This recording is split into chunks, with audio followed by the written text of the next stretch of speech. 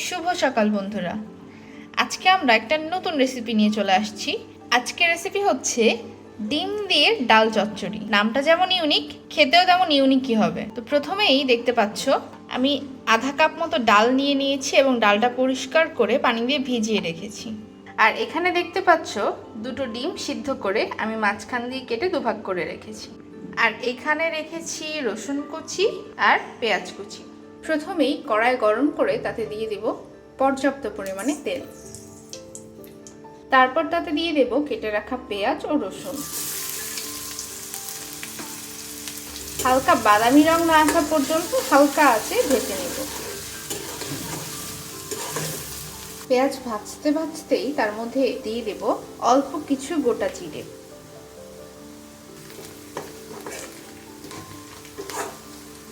রংটা বাদামি হয়ে এসেছে, এখন আমরা দিয়ে দিব অল্প একটু পানি।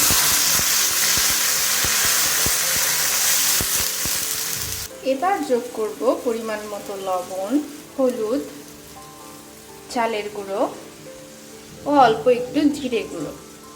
এবার আরও একটু পানি যোগ করে মশলাটা কষিয়ে নেব। মশলা এইভাবে তেল উঠে আসলে মশলাতে দিয়ে দিব ভিজিয়ে রাখা ডালগুলো।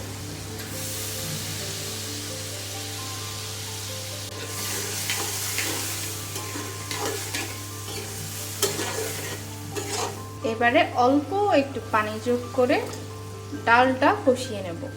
কিছুক্ষণ পরপর একটু নাড়িয়ে দিব যেন নিচে না লেগে যায়। প্রয়োজন হলে আবার একটু করে পানি দিয়ে সিদ্ধ করে নেব। ডাল এরকম 80% সিদ্ধ হয়ে গেলে এর ভিতরে আস্তে আস্তে ডিমগুলো দিয়ে দিব। এবারে বেশি না ঘেটে ঝোলের জন্য পানি দিয়ে দেব। 5 থেকে 10 মিনিট এভাবে অল্প আঁচে রেখে দিয়ে তারপরে আমরা নামিয়ে নেব। এভাবে ঝোল কমে আসলে উপর দিয়ে সামান্য পরিমাণে জিরের গুঁড়ি ছিটিয়ে দিয়ে নামিয়ে নিলেই হয়ে যাবে আমাদের ডিম দিয়ে ডাল চচ্চড়ি।